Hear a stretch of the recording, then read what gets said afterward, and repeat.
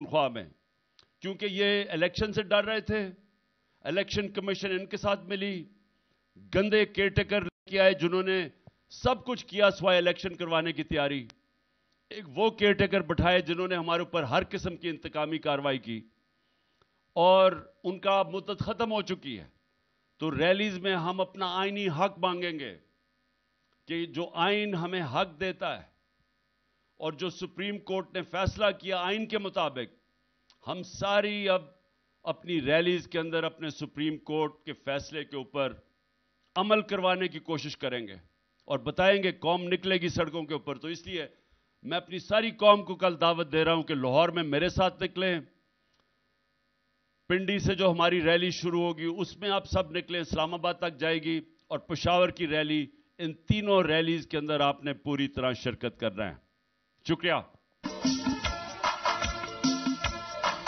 मजबूर भी हम इसके दहका